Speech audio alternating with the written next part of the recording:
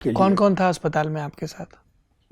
आपके पिताजी थे अस्पताल में और भी परिवार से कोई गया था? ना, सिर्फ फादर थे। क्या करते हैं आपके पिताजी, क्या हमारे काम? फादर गया जामा मस्जिद में इमाम थे और उनकी सैलरी थी 50 रुपया।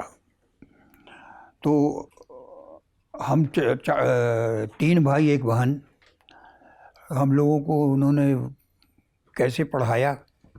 वो ज़मींदार के घर के थे, तो कुछ ज़मीनें बागात वगात थे, तो हर साल जाया करते थे, बेच के लाते आते थे, और स्कूल का पढ़ाई वढ़ाई का, कपड़े वपड़े का सब का इंतज़ाम होता था। तो क्योंकि उनकी सैलरी तो 50 रुपये में क्या होता है, तो उस तरह से उन्होंने पाला पोसा था।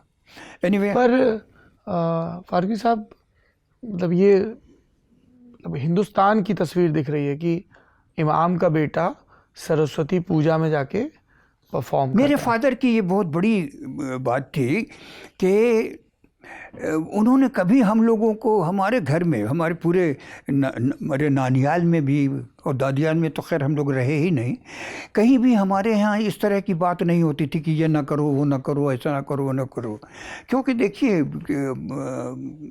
लोग समझते नहीं हैं, लोग जानते नहीं हैं, या जानते हैं तो उसे समझ नहीं पाते हैं, एक्सेप्ट नहीं कर पाते हैं। कुरान में एक बहुत अच्छी सी बात लिखी हुई है कि तुम्हारे आमाल तुम्हारी नीयत से तोले जाएंगे। ये एक ऐसा संदेश है। थोड़ा इसको विस्तार से बताएं, ये वाक्य का अर्थ। आपका जो कर्म है वो आप किस नीयत से कर रहे हैं।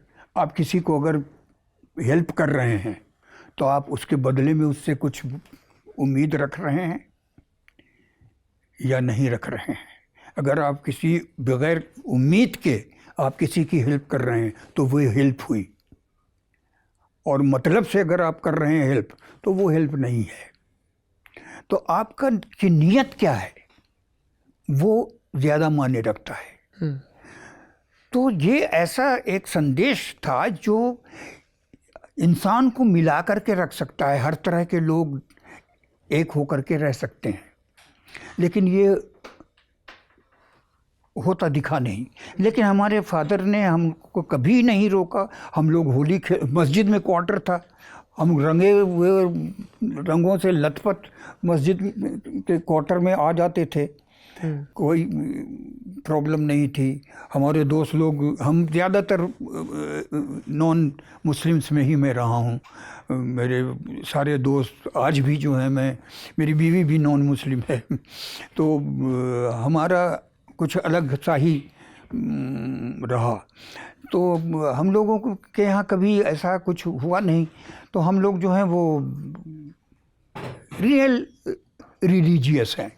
अगर समझिए तो रिलीजन जो है, वो कोई भी रिलीजन है वो बुराई तो सिखाता नहीं है, वो बुरा करने को कहता नहीं है।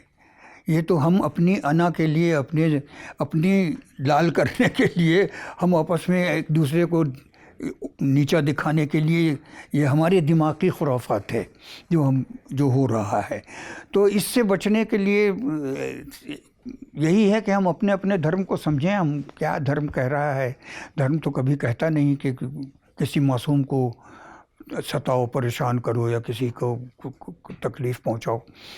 तो हमें यही परवरिश मिली, हमारे फादर से भी यही परवरिश मिली कि मोहल्ले में लोग कहते नहीं थे इमाम साहब का बेटा ये क्या नाच अरे गाना कर रहा है? हाँ, ये होता था। क्या होता था? हाँ, अरे ये इनके पीछे तो नमाज ही नहीं पढ़ना चाहिए, ये तो बच्चों को क्या सिखा रहे हैं। अच्छा, वो उन्हीं को क्वेश्चन किया जाता था? हाँ।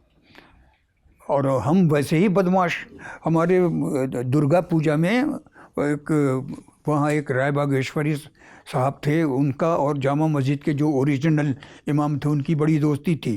तो दुर्गा पूजा में, दशहरा में मूर्तियाँ जो हैं वो विसर्जन के लिए जाती थीं तो मस्जिद की तरफ से ही होके जाती थी, और बाज़ाब्ता कुर्सियाँ लगती थी, लोग बैठते थे, और 7-8 मोहल्ले की मूर्तियाँ जो हैं वो उधर से गाजे बाजे के साथ जाया करती थी। तो मैं भी अपना उसमें फुदकता अपने मोहल्ले, अपने दोस्तों के मोहल्ले के इसमें मैं भी फुदकता जाता था। कोई प्रॉब्लम नहीं थी, कोई फ़र्क नहीं पड़ता था।